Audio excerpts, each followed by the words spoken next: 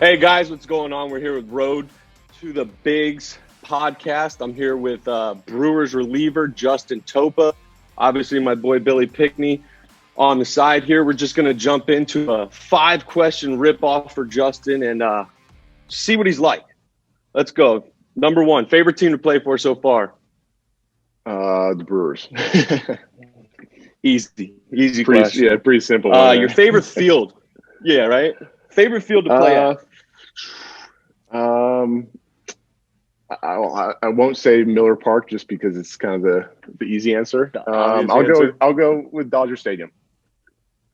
Love it. Your favorite city that you've been in for baseball? Ooh, that's a tough one. I'm gonna say Frisco, Texas. That was a nice little city right outside of Dallas. I like that. Okay, now, what has been your longest bus trip you've had throughout? Oh man, that's a tough one. I want to say it was probably in the South Atlantic League in low A, going from like Lakewood, New Jersey to Rome, Georgia. That one was probably like right on 10. Either that or somewhere in the Can-Am League, going from Rockland to like Quebec or Ottawa was pretty far. Those were like nine hours. Those can turn out to be miserable but fun trips at the same time. Exactly. All right, we got two more real quick. Favorite teammate that you've played with throughout everything? Oh boy. Tough one. I know, tough one. Yeah, that's tough. I don't think I could pick a specific. I'll go with probably one of my closest friends from baseball, Jerry Mulderig. We were drafted together by the Pirates, and we're very close to this day. My other buddy, Chad Cool, all three of us are very close, so probably one of those two. Perfect. Last but not least, give me your glove, cleats, brands that you use. It's actually, I just signed a Wilson deal, so I'm with Wilson for the glove. And cleats, I usually wear Nike. Nice. Yeah. Well, perfect. That'll end that segment right there. I'm happy with those questions. Answers were great. So now we got Justin Topa. It's a great story. In the big leagues now with the Brewers, relief pitcher. You are 29 years old, correct? Yep. You are you join the club. So you said you're from upstate New York. Where at in upstate New York? Binghamton, New York, about an hour south of Syracuse. Home of the now Binghamton Rumble Ponies. Used to be the Binghamton Mets AA team. What a name, huh? Right. So let me see if I can pronounce this correctly too. You went to high school at Billy, wait for this one. Shenango Valley High School. Shenango. Dang it, I was close. It was close. Right. Not bad. So Shenango Valley High School, where you were a starter, obviously. You did your thing there, and you went to somewhere I was really surprised to see, Long Island University in Brooklyn, though. Yep. Okay, so I did some research on that. Long Island University in Brooklyn, the Blackbirds. Yep. The only D1 sports that LIU had was in Brooklyn, correct? Correct. Yeah, there's two satellite sites. There was Brooklyn and CW Post, which actually recently, as of the last, I think last year was the first year they merged together, and now they're split up sports. Some of them stayed on campus at Brooklyn. Most of them are at CW Post, further out on Long Island. Gotcha. So tell me this: how was it playing baseball there? Did you guys have any indoor facilities, or was it all outdoor? Like, what was it? So our indoor facilities it was a Paramount gym. It used to be an old theater, the Paramount Theater in Brooklyn, that they converted years, I want to say in like the 60s or 50s maybe, into a basketball arena, or I guess arena, very small. But we had indoor cages. We had one cage in there, and then we would do our winter workouts basically on the basketball floor. We'd take ground balls or throw bullpens or whatever. So there wasn't much indoor facilities there. And then outside they just renovated it. It was one rectangle square piece of turf. So one corner was the baseball field going out. The right field corner was the softball field going out toward the baseball center field. And then from the left field line to center field, left center, was the soccer and lacrosse field. So it was one big square that they kind of sectioned off with snow fences. So just a giant cluster of everything, huh? Exactly. So it was fun. And it I'm was sure fun back for, I was just saying, college, it was you fun didn't get to along try to with get all the practices. And I'm sure I know when I was back in college, we didn't get along with all the other sports too. So I couldn't imagine running into like the boys soccer team who we were totally against, trying to hit on all the soccer girls that we hung out with, this and that. It was crazy. So I couldn't imagine joining in on that. That'd be a fight waiting to happen. Definitely some feuds over the years. Love it. Leave it at that. So it kind of sounds like the same thing that, you know, I went through when I lived in upstate New York. I lived Mohawk Community College, I think it was called. They had the same setup. They were in a basketball gym taking ground balls on a wood floor. It's tough, man. It's tough to get back on a field after that. Yeah. It was just weird because literally at least every spring that I was there, we never got outside to play before our first game. I remember the one year we had one practice outside, and it was only because we shoveled off probably a 40-foot square in left field to be able to take infield practice. And that was the first time and only time that we got outside prior to going down south and playing in either Florida or North Carolina to start the season. At least you guys got to go down there and play. Yeah, exactly. That's tough, man. Well, good for you. So we also have something else in common here. You were drafted your redshirt junior year by the Pirates in the 17th round, as I was drafted in the 17th round. Tell me that day for you. I know mine was an absolute just shit show of a nightmare day. What was it like for you? Yeah, it was the whole draft experience was a little crazy. Obviously, I think everybody goes through it. I'm sure you're similar situation where, you know, you hear that you're slotted higher than what you actually go, and you know, you're hearing, you know, different phone calls from different people, scouts, coaches, whatever. So yeah, I mean, obviously I knew that at the time I wasn't going the first day. So I was just looking more for just to see who was going the first day. And I thought that there was a shot the second day at some point, and that came and went. So it was pretty frustrating waiting until the third day, especially having interest from multiple different teams at different slots. But yeah, just hearing the news going, you know, to go to Pittsburgh was unbelievable. You know, I think it's something that every baseball player wants to hear, is their name called in the draft, and to have that opportunity to play professionally. It was just an unbelievable experience. I was with my girlfriend, my fiance now, but girlfriend at the time. She was at the house, and then my parents and sister were all over. We had the HDMI cable into the TV and watching it through that. Yeah, so it was actually kind of funny that a teammate of mine at LIU, he texted me. So I guess our feed was delayed. So he texted me and it just said like "Let's go" in like huge caps, and I was like, "What? I don't know what you're talking about." Like I haven't heard anything. And then like probably 15 seconds later is when we heard it over the TV. So it was awesome. cool. It was awesome to experience it with the family, and like I said, something that you always want to have the opportunity to play at the next level, and to get that call was crazy. Absolutely. And I'm going to play devil's advocate a little bit. Don't get me wrong. I'm super excited I got the opportunity as well. 17th round. I think me and only one other guy in the 2011 draft for Tampa made it to the big leagues. I'd have to recheck that, but I think that's off the top of my head. Only two of us made it to the big leagues that year, and we had an extra 4 first-round draft picks that year. It was crazy. But playing devil's advocate, man, you kind of sit back and you're like, these man, like I got a phone call here, and here, and nobody's giving me the chance. And then finally you get the chance and you're super excited, and you're thanking God, and you're very excited that you finally get to go play pro ball. But in the back of your head, you know, you're like, this is fucked up, man. I should have been drafted earlier. And there's no doubt. And there's nothing wrong with that, because that's a competitor in it. I know I felt that. I'm sure you felt that. But it was just, it's an all messed up situation, especially the way college coaches can handle stuff too. College coaches can push you back in the draft. College coaches can really screw you over with saying your personality and this and that. And it's a tough thing to go through. So very, very tough situation, 17th round. Now, obviously we wouldn't be as upset if we were drafted in the first round because everyone knows that's the goal. Here we go. You know, you're ready to go. So I just thought it was cool that we were drafting the same round and kind of had the same, you know, thoughts moving forward. Yeah, no, definitely.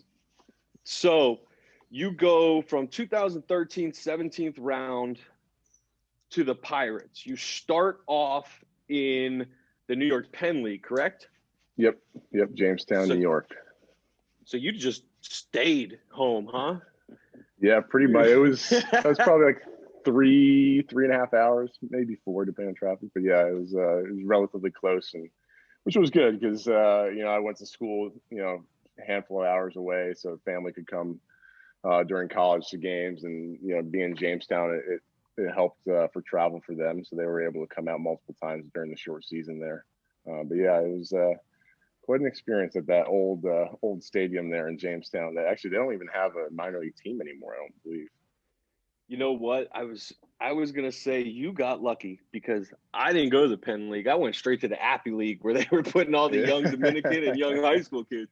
I'm 21, 22 years old playing with some kids that can't even drink yet. So it was a different story. But no, I got to miss the Penn League. I think we were the Hudson Valley Renegades, so I missed them. But yeah, I mean, how easy and fun was that to play at home? Your family could come visit you. It just had to make the transition so much easier. Yeah, no, it definitely did, and it seemed like pretty much every weekend there's somebody there. Every other weekend, somebody there that you know you kind of get comfortable, and you understand that obviously there's a job at hand, but it made it easy to transition to pro ball from college. And then like you know going into a locker room for the first time, you don't know anybody, but you find out very quickly that you know somebody's a friend of somebody or played summer ball somehow. So it's pretty easy to build those relationships, especially right off the bat. Baseball's such a small world. I mean, I'm still meeting people to this day that talk about I played against you in college and this and that. It's crazy how small actually baseball is. And that first time you step in the locker room, you got no idea what to expect. You don't know what the right thing is or the wrong thing is. And it's an experience. And I'm glad your family was able to be there and kind of cope you through. I know the best thing that I liked was I knew I was eating for free when they came. Yeah, I was going to have some for food. sure. You have a good meal. No more fast food for the week for a day or two. Or those peanut butter and jelly sandwiches you're eating in the Penn League every day. No post game meal, man. Yeah, I remember one of our pregame meals was literally crackers and cheese. The guy put out Kraft singles and a box of Ritz crackers, and like that was our pregame meal. I was like, oh man, here we go. The little single pack Crafts and oh man, good for him. I hope he got a good tip on that one. Yeah, right. So then you go from Jamestown, and then if I'm not mistaken, you went to West Virginia Power, right? Yeah. So how did you like being in West Virginia? Obviously a little further away from home.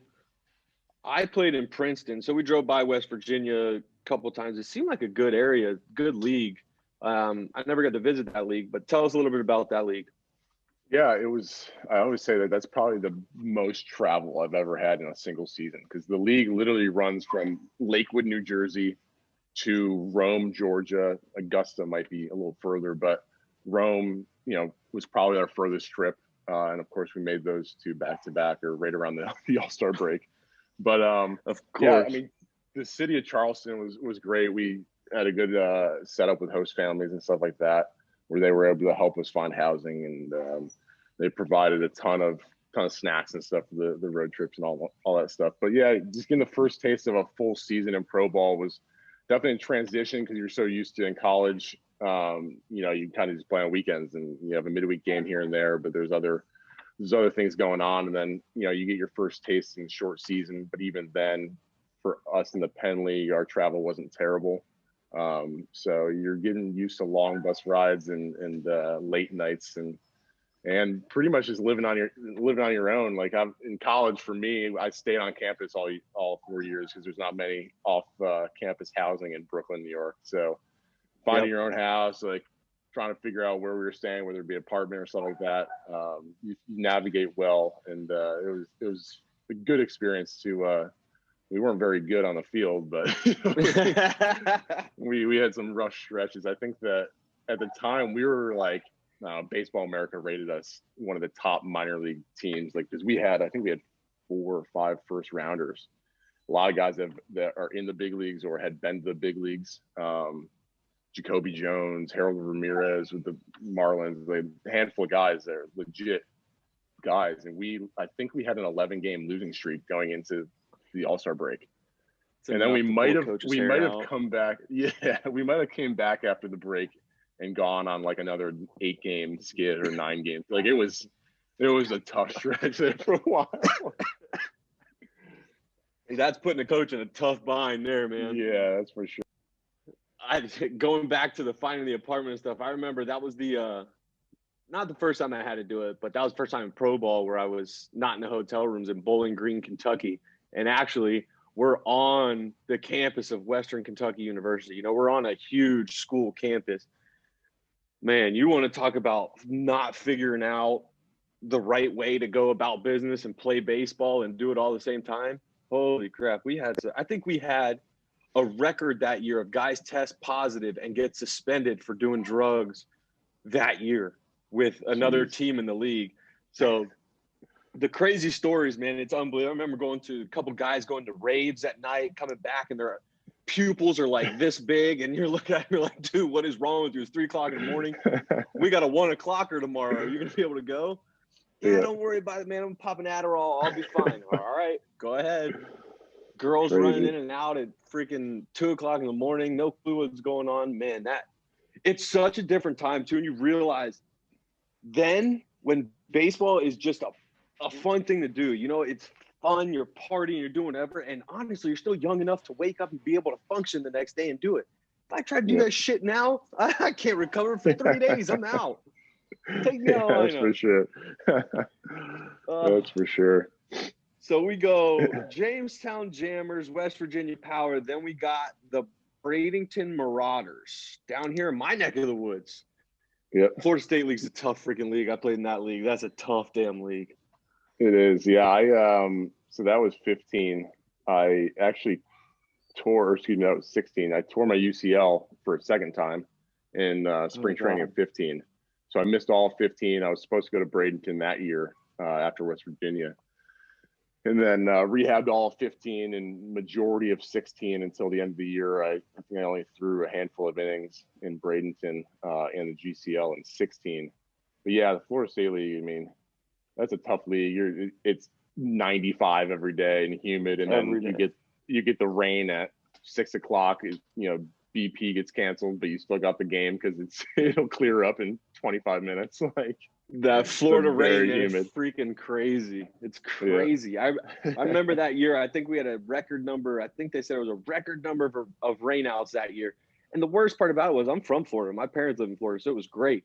But going back and forth between West Coast and East Coast, that's just boring road trips. They're 3 hours, but they're terrible. It's nothing but just highway and 2-lane roads. It's terrible. Then you show up, there's no one in the field. It's like there's a couple cities that are nice. You go over to Jupiter, you got a nice little area. You go up to Tampa, play the Yankees, are in a nice area. But everywhere else is kind of bad. You're just in dog shit parts of the city.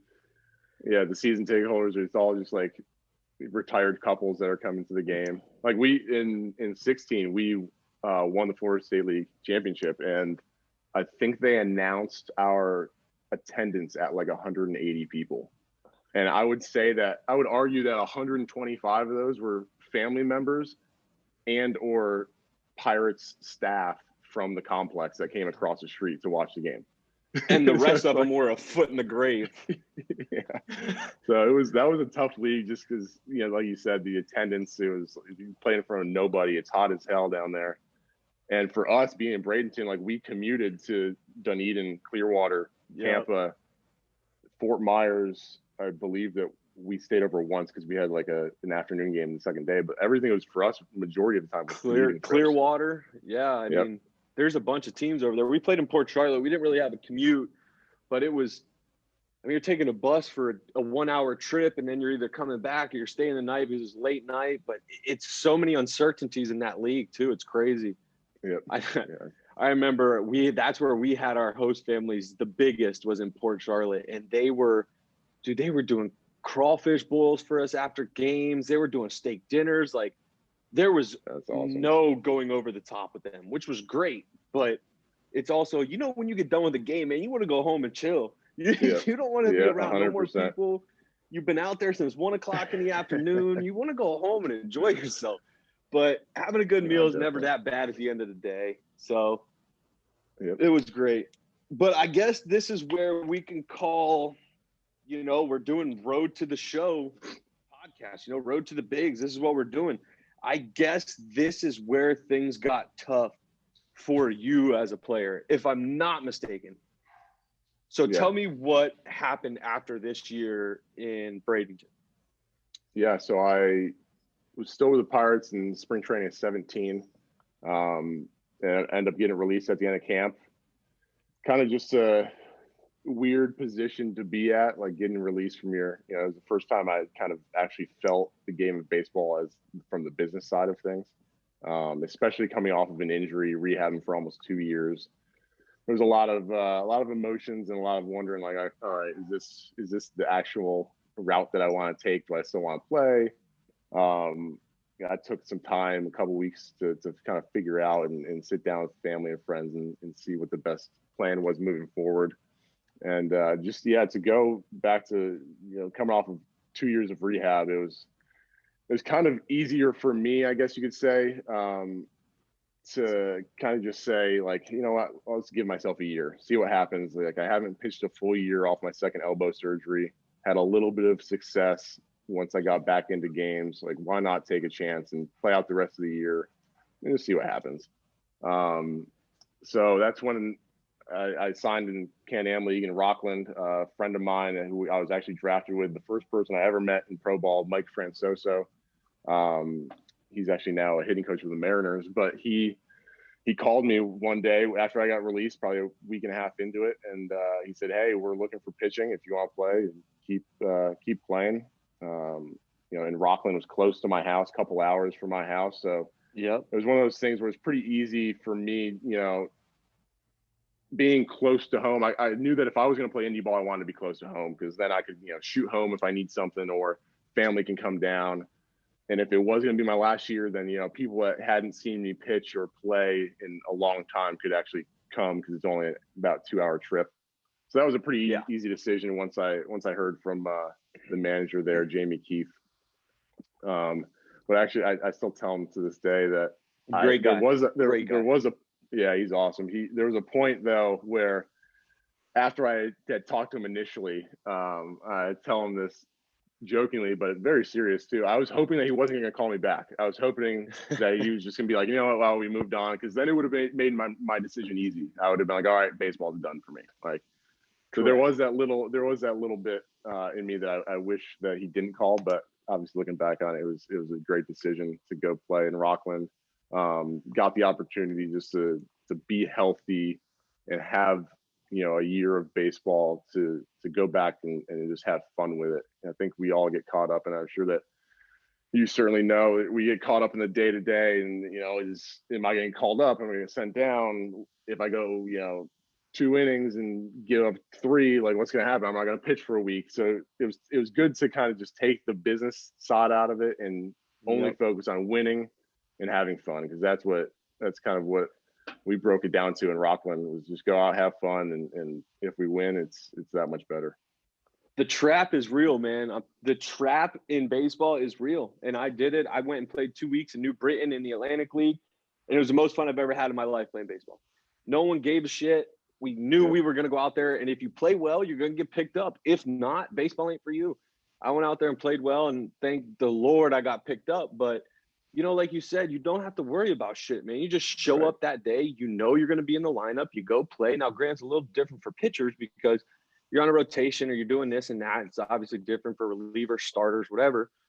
But, I mean, you show up to the park, you're going to play. You're going to have a blast. No one else gives a shit. They just want to play hard and play good. So there's really nothing going on. So I'm glad you said that, because people don't realize that indie ball, the way professional baseball is going, is going to be the next big thing, I think.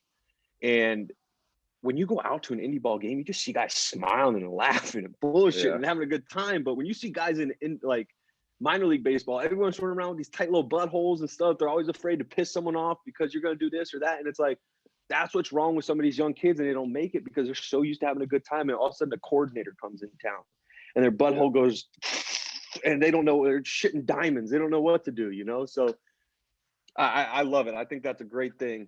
Also, I wanted to say too, when you were saying, you know, playing indie ball, you're close to home. I know for a fact, and this is part of the show again, you know, you played in Penn League, you played in the South Atlantic League, you played in the Florida State League. The pay sucks there, man. You ain't making no money. Right, yeah. And then you're going to an independent ball team where actually the pay is probably a little bit better from where you were, but still not great. So when you say, yeah, you have to stay at home, I hear you.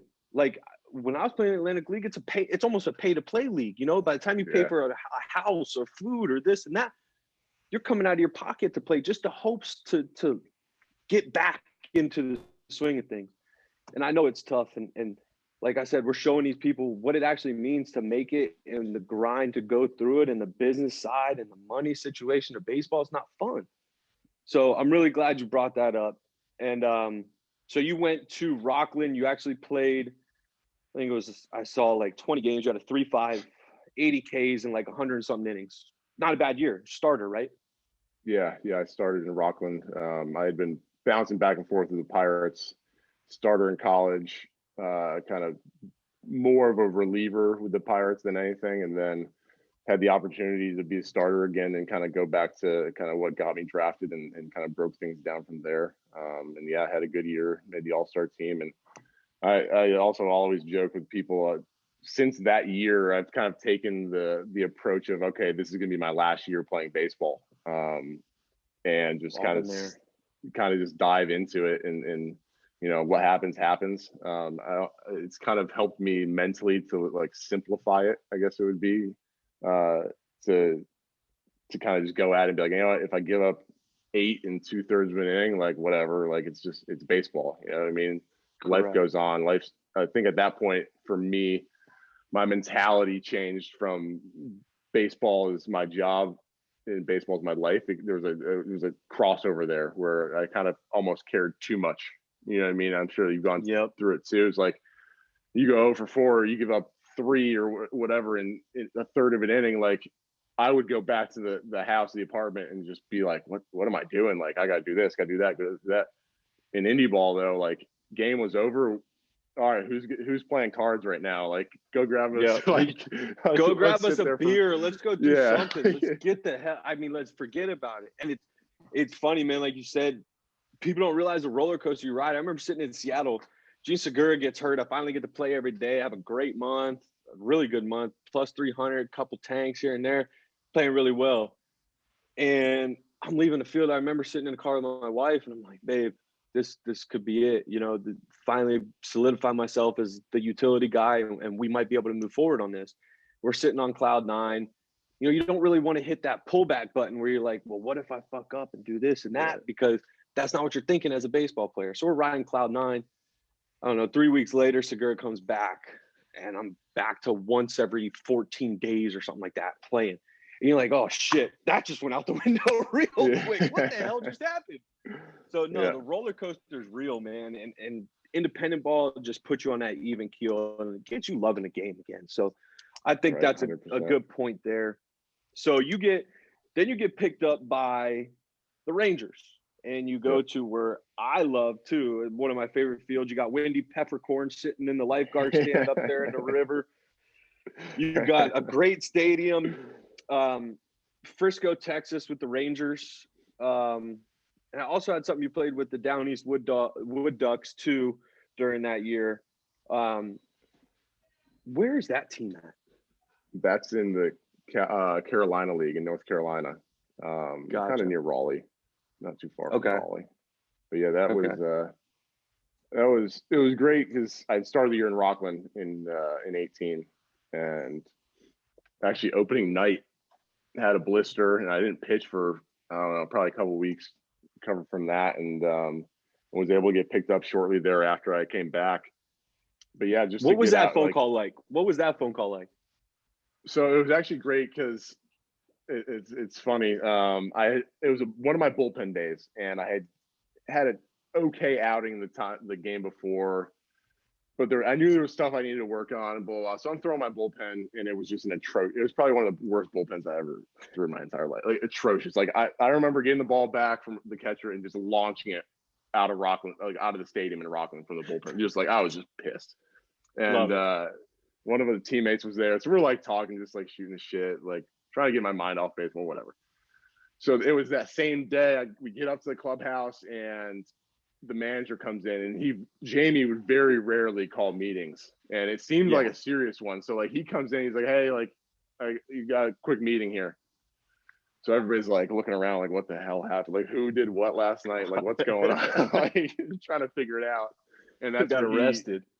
Yeah, exactly. So he was just like, I have some great news. He said something along the lines of, as a manager, you love passing this news on to guys, and basically said that the Rangers were picking me up and signing me. So it was a whirlwind. Having a second opportunity to be in affiliated ball was, to have even one is unbelievable, but to be able to get out of indie ball and get that second opportunity was unbelievable. A lot of phone calls shortly thereafter. And then, I went right to AA in Frisco. Unbelievable stadium, unbelievable team that I was able to be a part of there. A couple guys I had played with or knew from different experiences in baseball. That makes it easier. Yeah, had an absolutely atrocious statistical year. You can probably see that. But yeah, it was good because my first start, I was able to dip my feet into the water with, being in AA for the first time.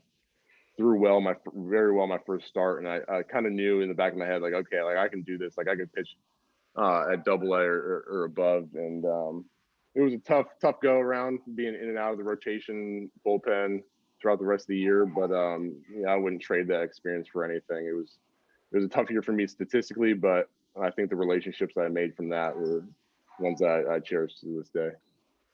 Cool. I'm glad to hear that. I know as a utility player myself, it's very tough to go from the bench to play infield, to play outfield, to play first base, move all around.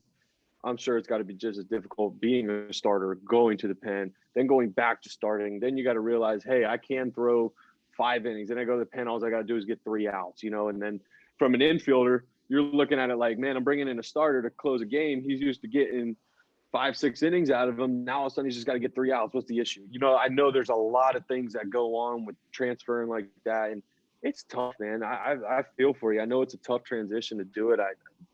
I'm sure you've realized how to handle it now, but I'm sure that was one of the tougher things trying to handle when you were, coming up as a young kid. No, definitely. It's a different mentality. And I'm sure that for sure. Like I was talking to somebody at the gym the other day. I was like, I don't know how guys, just come into a pinch hit role. Like I would not be able, like, what I mean? I guess it's very similar for a reliever coming in the game. Like you never know when you're going to be called on, but you kind of have an idea, right? Like as a reliever, like, okay, 5th, 6th, 7th, somewhere in there, like I got to be like kind of ready. Pinch hit, you could be in the 2nd inning, somebody could get hurt and you're in the game, or you got to go out and you got to go out in the 9th with 1 out. You're facing a Aroldis Chapman, like you have no. It's like this card is stacked against you. That's what I don't get. It's not the easiest thing to do to try and build a career on. And I could say the other way it is, because you get 1 hit, you're playing well and stuff like that. So but it's a mental thing, man. It's tough, and you learn and you grow just like baseball does for everybody. So exactly. I know that's a tough part. So then tell me, you go from Texas, then you're with the Brewers. Tell me how that came about. What happened there? Yeah. So that off season after the 18 season, I kind of just went to square one. I was a free agent again. Didn't know, obviously coming off a horrendous year, I didn't know if I was going to get an opportunity to be an affiliated ball again. I also didn't know if I wanted to go play indie ball again. I was kind of at a weird weird stance in my baseball career. I was kind of just working out just to work out more than anything because everything was so up in the air. Started a lot of new things. The facility I work out at here had a pitching guy. It was his first year that off season, and he kind of implemented a pitching development program through like driveline type workouts with plyo balls, weighted ball stuff. And I had never used any of it prior to that. The only experience I had with driveline was seeing videos of like Casey Weathers or Trevor Bauer running and throwing into a net at 105. That was it. Like I didn't know the science behind it, programming, nothing. So he kind of was just like, hey, like, what do you think about trying this out? And at that point I was like, you know what? I got nothing to lose. So, you know what I mean? Like if it helps, great. Yes. Maybe I get an opportunity. If it doesn't help, then I'm kind of at the same point I am now. And so I kind of dove into that. Throughout the off season, arm was feeling good. There's a couple of mechanical things that we kind of fixed, shortened arm path, stuff like that. And it led to basically in like February, end of February, it was right around the time everybody was leaving for spring training. It was me and one other guy there, another indie ball guy, just throwing, working out. And Harvard was in town to play University of Penn, and their game got rained out, and they just happened to come in on a Friday, our normal like live BP or Penn days, and the game got rained out, so they were in there working out, and our pitching guy just went up to him, the head coach, and was like, "Hey, would you guys want to go live? Like we have two indie ball guys that are getting ready to, go play, or trying to find jobs, free agents. Would you want to go live? Get some of your freshmen or whoever at bats." And thankfully they said yes. I went out and I was 97, 99. Shit. Hardest I ever threw in my life. Like arm was feeling unbelievable. God. And so we kind of put together a video and put it on Twitter, and it blew up. It got like 100-something thousand views in like 12 hours. So that was on a Friday, and I had been in talks with the Brewers a little bit. They had come and see me throw at a showcase during the off season, but there wasn't too much traction. It was more of like, hey, like if there's an opportunity, like we'll reach out, like just let us know where you're going to be playing this year type thing. Yeah. So when that video got out, basically that night, like the Yankees called, they wanted to set up a workout for the next week. And then Saturday morning, I get a call from the Brewers, and they're like, hey, we're ready to pull the trigger. Like, we're going to offer you a contract. And that was Saturday, and I flew out Monday, and I was in Arizona at the end of spring training, out in Phoenix. So it was a whirlwind how fast it goes. Weekend. Yeah. Especially crazy, man. It's one phone call and then you're on a freaking plane. Yeah. Yeah. And like I said, that just goes to show how how social media has changed the game of baseball so much, between social media, analytics, all that stuff. Because they literally told me that the scout said, hey, like one of our analytics guys flagged your video on Twitter. Like he saw it on Twitter, and that's kind of why we're reaching out. And so it was pretty crazy. Obviously pitching ninja like retweets so easy, right? So I was like, yeah. Hey, just go out there and throw 99 and throw it on Twitter, So it was one of those, you know what? That's awesome.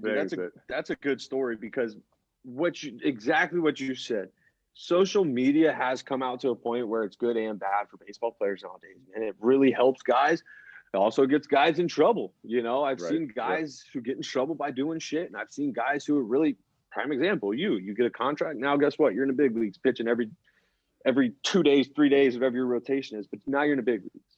So I'm happy for you, man. It's a great story coming back, because how easy is it for you to get down knowing that you're still there when everyone else is in spring training? You're the only two guys there, and you're like, fuck, man, what am I going to do with myself? Then bam, what do you know? Here it comes. Yeah, it's awesome. Crazy too, because we always joke, we call it the morgue when nobody's. It was literally me and one other guy working out, playing catch. Our trainer would show up at like noon, and we'd just be like, the three of us would just be working out. Like, what are we doing? Like, this is unbelievable. Just giving that look to each other. Yeah, like I'm like 27. I'm like, what am I? Like, I just played indie ball. I had an atrocious season. Like, what am I? Like, what the hell's going on? And then to make things worse, like I'd be throwing bullpens in the middle of the week, and like my velo was just like, I don't know what was going on. I couldn't throw hard, like, for some reason. There'd be times where I'd go out and I'd be like 85, 87. I was like, this isn't going to get me signed. Like, what am I doing?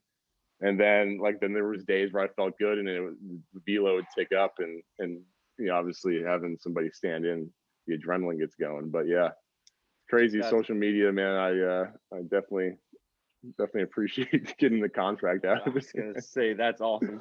Sign Twitter up for a couple of those bucks, right? Yeah, exactly. So real quick, we go Brewers 2019. You play in Biloxi. Good year, bad year, average year? Yeah, it was an okay year. There was a lot of stuff going on off the field, a lot of family stuff that was the short end of it. My mom was sick, so I had to go home for a couple short stints. But yeah, I mean, I was in Double A, started the year in Double A, pitched well to start the year, didn't give a run in like 15 or 16 appearances, and then went home for a week span to be with some family, and then I came back and was actually sent down to High A, which I completely understood at the time. It was a lot of prospects in Double A that needed innings, so there was a lot of roster moves that needed to be made. So I just kind of just went down there, tried to enjoy it. Obviously, getting sent down sucks, but any day that you still have an opportunity, especially in affiliated ball, to have the uniform and continue to play, it's a blessing. So I went down there. Had a good time back in the Carolina League. Probably was there for a month or so. Did pretty well out of the bullpen. There was a couple rough outings here and there, but got back up to Biloxi, and we were able to make a playoff push at the end of the year there, lost in the championship. But overall, yeah, it was a really good year. Felt really good, especially to have one full season of being a reliever. That was, for me, having that mindset of, okay, like, I'm a reliever. I'm a 7th, 8th, 9th inning guy, 6th, 7th, 8th, 9th inning, whatever. I kind of had a more of a routine going into that. I was able to be ready for those outings. So I was very happy with how it ended and health-wise, how I was feeling going into that off season. And then, re-signed with them in 19 off season on a minor league contract, and then was able to start or get to spring training and pitch in some big league games, some backup games before all the shutdown happened. Nice. So yeah. Yeah, I want to get to that, and before I just want to touch on it's crazy. A lot of people don't understand, man. When you go from Biloxi to, the Carolina Mudcats, you got to find new housing. You got to figure out this. You got to figure out what you're going to do with fiance, girlfriend, family issues. A lot of people don't realize what actually goes into doing this stuff, and having a strong second person in your life to help you with some of that stuff. I know I wasn't able to find my apartments in Seattle. My wife did that. I didn't find, places to eat and shit like that. My wife did. I was worried about one thing, baseball. And I know that's the toughest part. And obviously we're saying road to the show. What does that actually mean for people? But people don't see behind the scenes shit that happens that actually means a lot to you deep down, because you don't have to handle it. You can focus on one thing or the other that's baseball wise and what's going on. And people don't realize you go down, you go back up, you go down. What do I do with my lease? What do I do with my car? How do I get my car there? What do I do? It's a freaking headache. And you're not just taking a week to get down to Carolina. You're out the next day. You're gone. You got to pack up all your shit and you're gone. So I just want to make that clear for everyone watching. It is tough. No, 100%. Yeah. When I got sent down, because I had my car in Biloxi, and then I drove to Carolina. So that was like a 12-hour trip. And you had, like I said, you have to do it in one night, 2 nights. You got an off day, so you got 2 days. Yeah, thankfully we had an off day. So I literally packed the car when I found out and left shortly thereafter. But like you said, like my name was on the lease in Biloxi. So I had to, somebody had to come in, live there. And then I got to find new housing once we get to Carolina. Thankfully, obviously, with those types of moves, there should be an opening somewhere. So usually you just jump in wherever the previous guy was, but you're also you have slim pickings, especially during the middle of the season of choices where to live. But then you get used to, for me, I was in Carolina for about a month. So right when I kind of got used to the day in and day out, like where places where it was like, all right, well, you're going back to Biloxi. Okay, well, what am I doing in my car? Like it was just, Yeah. I don't want to was make on a that drive flight. again, Yeah. please. Yeah. So I actually left my car in Carolina. I think my sister came and picked it up that year. So thankfully. Family helps, man. Exactly. Family. 100%. All right. So we got for Justin Topa, we have figured out his road to the big leagues. We figured out his college, his time with the Pirates, Rockland, the Rangers, when he got picked up by the Brewers, how he got picked up by the Brewers. Now, for me, this is the fun part. This is the part that I remember the most. I'm sure you remember the most. You went through it in a different time, so I'm excited to hear about it. Added to the 60-man player pool. Great, right? Tough time we're going through. Skip all that. Everyone knows we went through Corona and all this stuff, and you went to their AAA place. Where was their AAA place for this? They were actually at their at their low A stadium in Appleton, Wisconsin. Okay. So that's where okay. the So you were alternate site the was Timber for them. Rattlers. Timber Rattlers, yep. That stadium. Gotcha. So we were only about an hour or so from Milwaukee, which was good. Okay, nice. So we go to the 60-man player pool. Everyone knows what it was. You show up, you play a couple inter-squad games, this and that. You're practicing, getting your work in, staying ready, staying pretty healthy through Corona. I'm sure you guys couldn't do much anything, go out and do anything. So, yeah, yep. We were staying ready there. Then tell me the phone call, the talk, who it was, what happened when you got that first call up to go play for the actual Milwaukee Brewers in Miller Park. Yeah, so it was the day before the trade deadline. We were getting ready just to have a normal day, normal workout in Appleton. And right before one of the coordinators had kind of pulled me off to the side, and he was like, hey, like, you know, I'm letting you know this because you're kind of older. You could probably handle it. He's like, hey, there might be an opportunity, you know, obviously the trade deadline, like there's going to be some moves that are going to be made. Like, I'm not saying anything certain, but you might want to pack your bags type thing. He just kind of gave me a heads up. Well, at that time, I'm like, shit, am I getting traded? Like, what? Yeah. He didn't specify. Here we go again.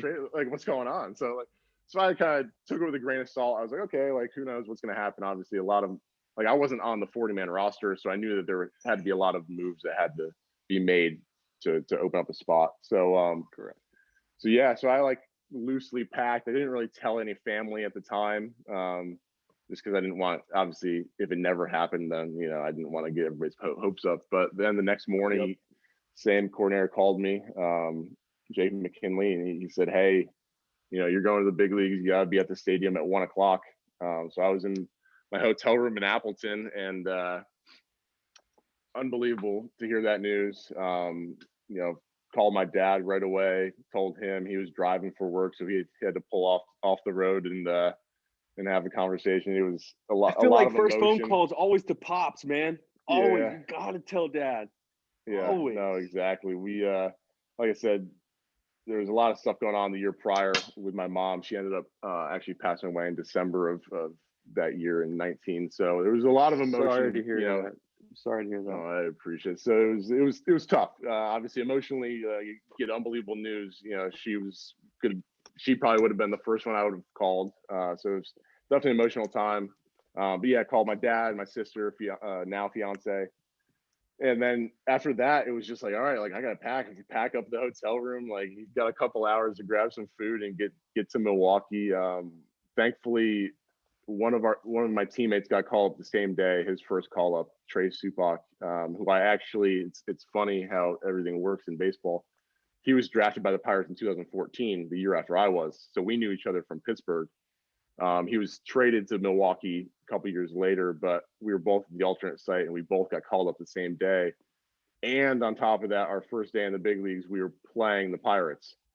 So it's kind of full circle. So yeah, it was pretty cool. I have a lot of buddies that are still in Pittsburgh.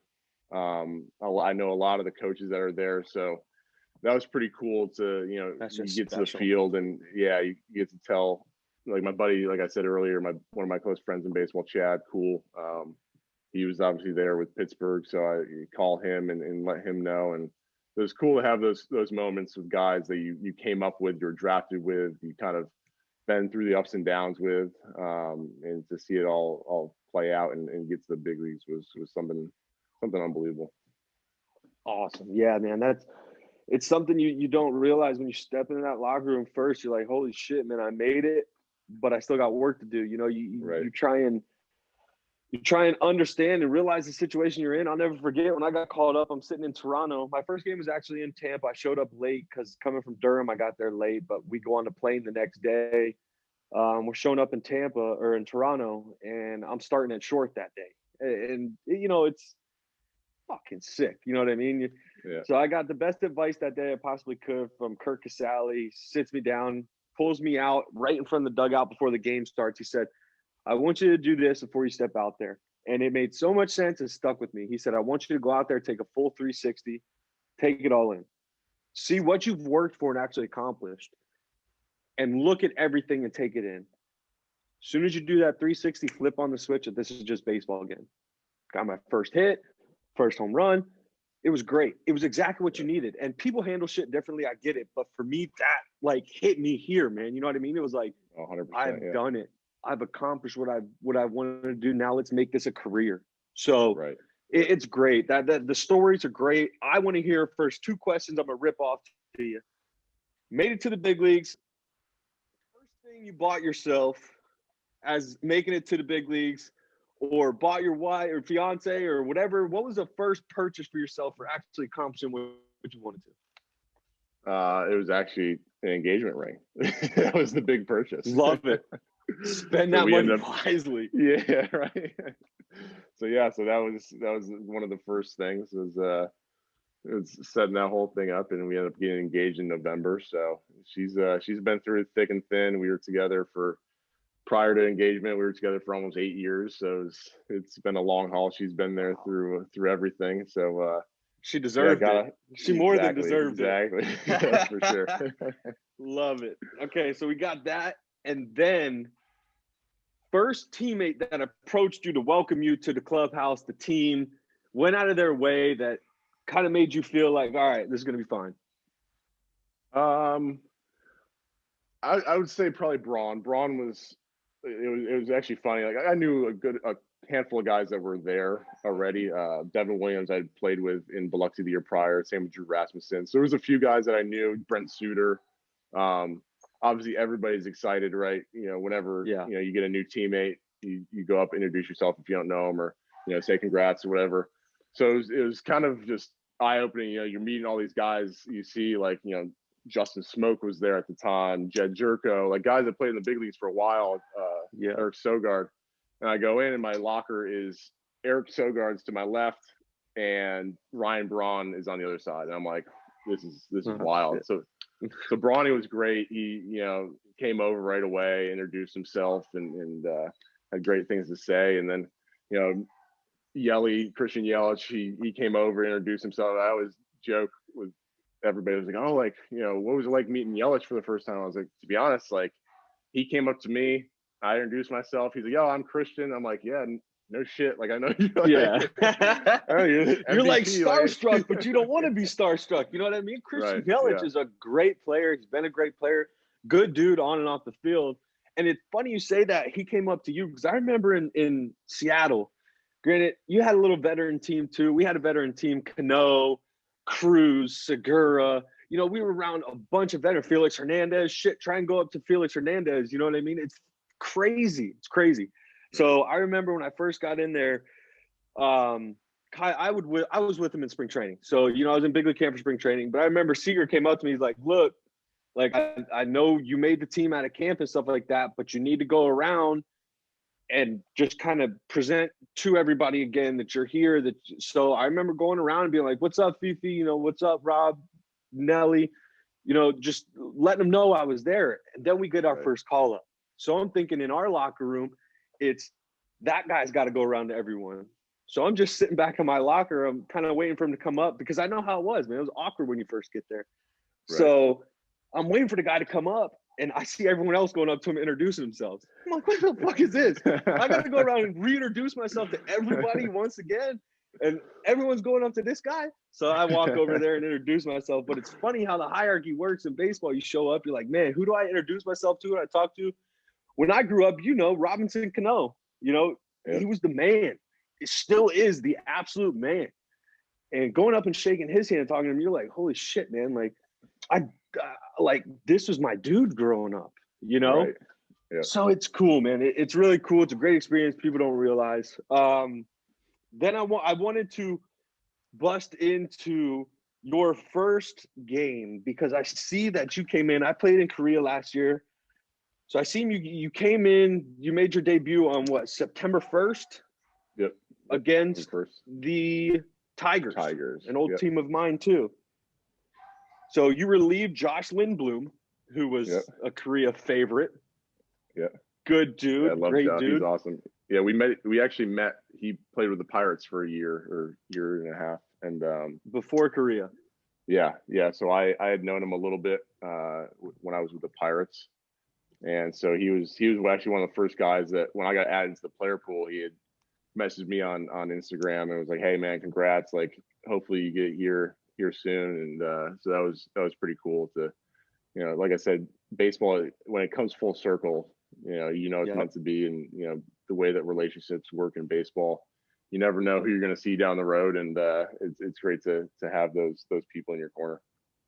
And that's the one thing I'm going to get off topic real quick, but that's the one thing I love about baseball too, man. Lindblom messages you.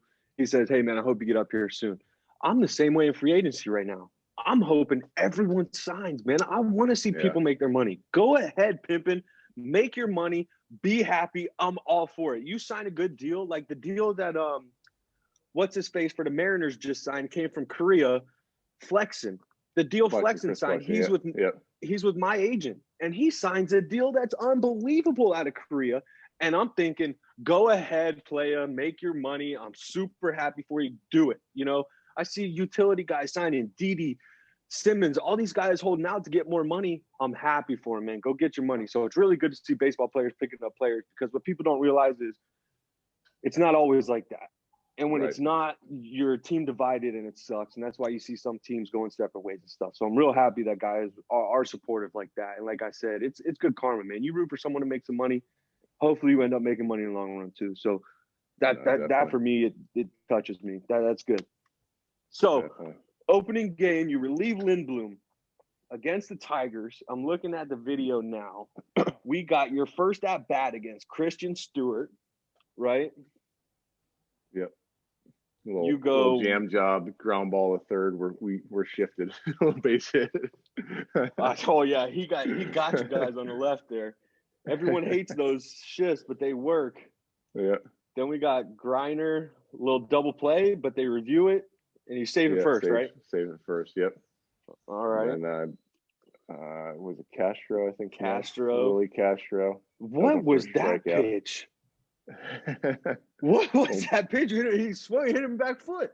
Yeah, a little back foot slider, literally. Literally. Yeah, that was the first punch out. So that was pretty cool, especially to have. It was actually funny to have the pitching ninja guy on Twitter. He what's his name, Rob or Rod. He retweeted that, so it was pretty cool because that's kind of how I got the job, like with the Brewers. Like he retweeted my video, so it kind of like blew up, and now to see that happen, it was pretty cool.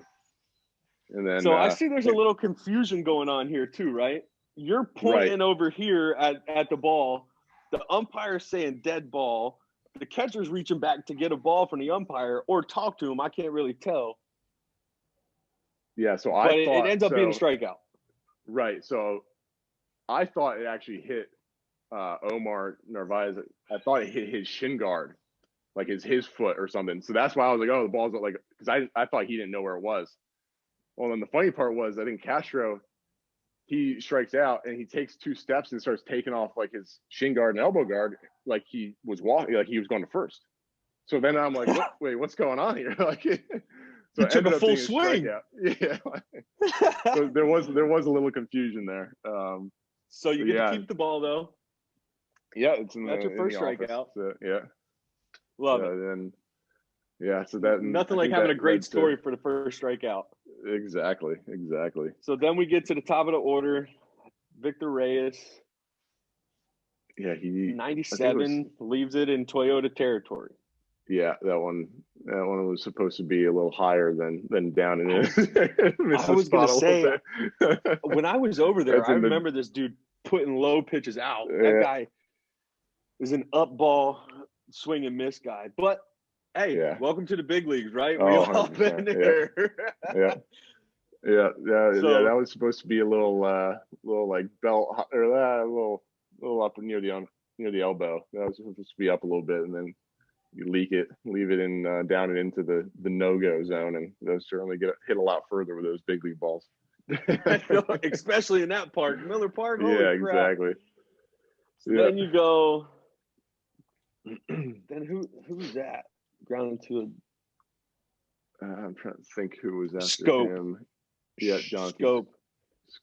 And then you get to the big guy, Cabrera. Tell me what that was like. Obviously, you get the big guy to fly out to short right field. I'm sure that's a huge, huge thing for you, facing a guy like that. Yeah. So it was crazy because I that was the start of the second inning, so I didn't even know if I was going to go out for a second one. But they're like, "Hey, you good?" I was like, "All right, yep, let's go." And I knew that he was going to be coming up at some point. I wasn't 100% sure. Obviously, mind's racing where we were in the order. So I throw my warm up pitches, get the ball back, and like right as I'm getting the ball back, I like just glance up at the jumbotron and like, boom, Miguel Cabrera, and they're announcing him. I was like, oh boy, like here we go. There he is. Yeah, but like you said, like you play again, you get to face those guys, guys that you watch on TV that you grew up watching, like no doubt Hall of Famer. Like it gets to the point where you're just like, let's see what happens. Like this is my stuff against the Hall of Famer. Like Yeah. this is the dream. Like you know what I mean. Like if you're gonna be in the big leagues and be successful, you gotta get guys like this out every night. And so it was cool because you just lock right back. I think you get more locked in an aspect. Thinking about it, you see those guys like, all right, like I need to, kind of prove your worth here. And but yeah, I was able to get him to fly out on a slider a little up in the zone, but yeah, he flew out to shallow right, and so that was pretty cool just to face a guy like that, and especially in the debut, and get that experience out of the way. Baseball, man, it's funny. It's one of the only things where basketball's a little bit more because you'll get a little more lifespan out of it, but it's funny, man. Baseball, like you said, you get so starstruck with some of these guys, and you got to realize that they put their pants on the same way you put your pants on in the locker room right before the game. You're putting your freaking sliders on, your cleats on, you're tying them up. You're on the same field with this guy now, and it is a little bit of a starstruck, and I'm sure they were the same way coming up too. But like you said, you lock right back in, and it's fantastic. So Definitely. Getting that guy out, I'm sure it's huge, settles you down a little bit. And then my boy Ben Gamel. Played with him, the long-haired brothers in Seattle. What you think about Benny boy? He was awesome. I love Gam. He was very approachable. You can talk to him about anything. He was always there if you had a question or whatever. But yeah, he was great, especially as somebody just getting to the big leagues. You kind of like we were saying earlier, you don't want to step on anybody's toes. But he made the game fun for sure. He's one of the better dudes in baseball. I mean, just a grinder, just a hard-nosed player. 100%. Yep. Smart player, can hit the ball, plays balls out defense, honestly, man. Goes to after balls and stuff like that. Great dude. Then we go Candelario, get a little jam job first base. We go over cover with Smokey, the old hillbilly boy. I love him. Then there you go, strike out at Goodrum. So you got 2 Ks your first outing. Yep. Done after the 7th. Yep. Right. So yeah. So for me, good outing. Right. You give up a home run, but you messed up on a pitch, and you go out there and you shove them up in the next inning. Yeah. No, 100%. It was good to, like I said, the one pitch, and that's kind of how we took it when we came back in after the dugout or in the dugout. Obviously missed a spot one time, but guys are gonna take advantage of those mistakes at the big league level a lot more than Double A or Triple A. But yeah, it was an unbelievable experience to get in there, especially like you said, face a Hall of Fame guy in Cabrera. A little weird with no fans in the stands. Obviously, the crowd noise being pumped in is one thing, but to have actual fans there is going to be special to experience. But it was overall, it was definitely a win. You know, to get to that point and have that success to get to the big leagues, it was a dream come true. I love it. I love it. I mean, shit, we should be used to it after playing in the Florida State League, you know, going from Florida State League to playing in big league. Same difference, right? Just different people on the field.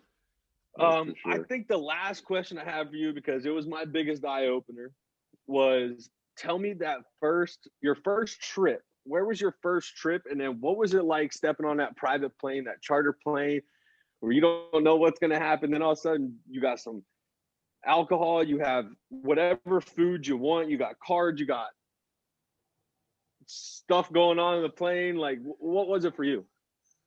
It was actually a little anticlimactic just because all the COVID regulations. We were heading to, where were we going? We went to Cleveland first, I believe. Yeah, Cleveland was the first road trip. But yeah, you get on the flight, you're like, oh, this is gonna be awesome, like charter flight, you know, food, whatever. Unbelievable experience, right? You're on the big league plane for the first time. But unfortunately, no cards, sit in your seat with your mask on. Only time you can have your mask down is if you're eating or drinking. So it was relatively quiet for the most part, compared to what some guys have said about the charter flights there. But it was cool. You get to talk to guys that, you know, in the heat of the game or in the dugout, you know, other things are going on. So you kind of get to know guys in that aspect, kind of a little bit away from the field. And, you know, you telling stories about, you know, playing against different guys or how your career's gone to that point. So it was really cool to kind of have that. All right, like this is the big leagues. Like this is kind of the big league moment almost.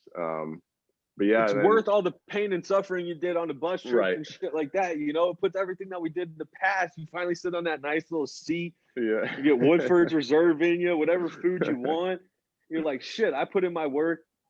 This is finally, I'm finally reaping what I sowed right here. It's awesome. Reaping the benefits of what I've done. It's a great feeling. You got 100%. To miss out a little bit on the fun part. People playing some cars, doing some stupid shit. But hell, I hope you get to experience that once this virus thing gets the hell out of here. So yeah, that's for sure. Definitely. No, I got to show you the shirt though. Yeah, no, definitely. Wow, look at that. Oh, he got one. Might be the first. That might be the first one, huh? I've seen. Yeah, yeah, because the family got the jerseys right after I was called up, and but yeah, that's the first shirtsy. That's awesome. I also have here Rockland. The Rockland scorecard. Look at that. Was that? I'm assuming that was a Jackals game. Yeah, it was. Was that from 17? 2017. Yep. Okay. Good times. Love that. Hey, at least we got Billy donating to that check that we get every spring training for merchandise money, and I love it, Billy. Yeah, gotta love it. Yeah, no, definitely. Not only Cano selling jerseys, the big guys, we got Topa selling jerseys too, putting money in our pockets, and I love it. It's actually it's funny because obviously being from a small town, it was kind of the news for the week. It was me getting called up. So it was pretty cool that my fiance had called this off season to get something. I forget what it was from the shop there, the brewer's shop. And they were like, oh, it was something with my jersey number name on it, whatever. And the guy that like runs the merchandise was like, yeah, like when he got called up, we got like a ton of calls from like people I guess back home is like a small town or something. And then like people like family, friends and all that, they were texting me like, oh, got one of, you know, the balls from your debut or the game used balls. Yeah, everybody's looking for jerseys or like whatever. So it was pretty cool to have the support there. And it's a great experience. Sounds like September 1st in Binghamton, New York is going to be Justin Topa Day from now on. I think we've declared it. No ifs, ands, or buts about it, Binghamton. Yeah, it was cool because, like I said, with no fans or, you know, no family friends can fly out. It was like, oh, like what the heck? So my family, immediate family, they all got together. All my buddies were sending me Snapchats like, oh, we're all, at my one buddy's house at, downstairs in his basement watching the game. So it was pretty cool to get all those videos and stuff. It's tough not having your family there for that first inning. You know what I mean? I didn't get to have my family there. We played in Tampa, and I didn't play that day because I was late. Then we went up to Toronto, and I got to play. And my parents can't fly; they don't like to fly, so I didn't get to have them there either. Obviously, they're fans in the stands, but we had to wait until we came back to Miami the next series. And we're from Palm Beach, so they just took an hour drive down to Palm Beach and watched us against the Marlins. But it's tough, man. You want them to be there just as bad as you want, your fiance or someone to be there. So right. That had to be tough, but at least they got to see it. Yeah, no, for sure. And that's why I keep telling people, I was like, I almost get 2 debuts in a sense, no fans the first time, but then, the next time out there, hopefully family will be there and can experience that. So, man, wait till you go out there and feel that your freaking balls are just like, yeah, this is what I've been waiting for. People ready to see what I got, man. That's what was crazy about in the playoffs, playing the Dodgers at Dodger Stadium. It was like that play. Obviously, every stadium kind of pumped in the crowd noise a little different than others, but that place, like, they had the bass going, and then they also put. I always tell people, everybody's like, oh, like, what about the cardboard cutouts? Does it look real? Like, whatever.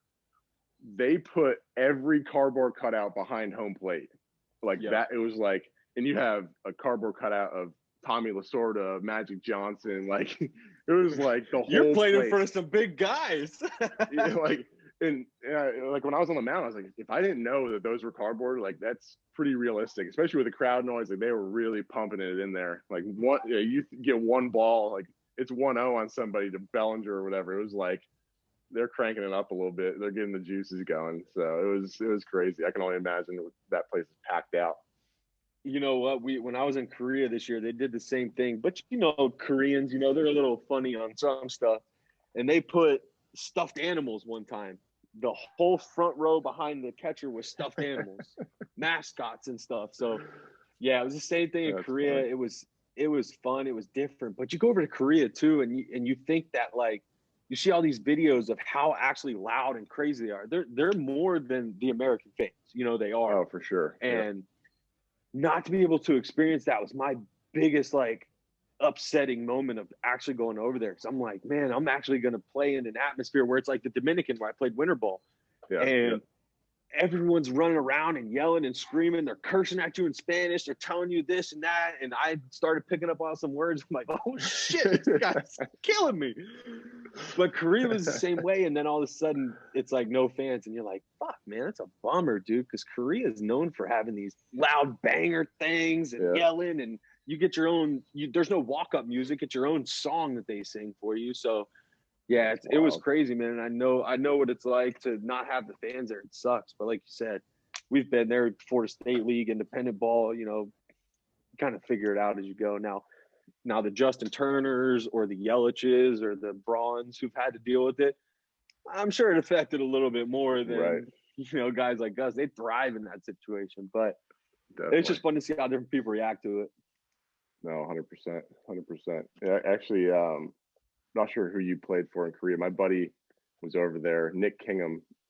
He was only over there. Yep. He got hurt, brought 2 starts in. But he's going back this year. He's going to he's with a different team this year, which is crazy.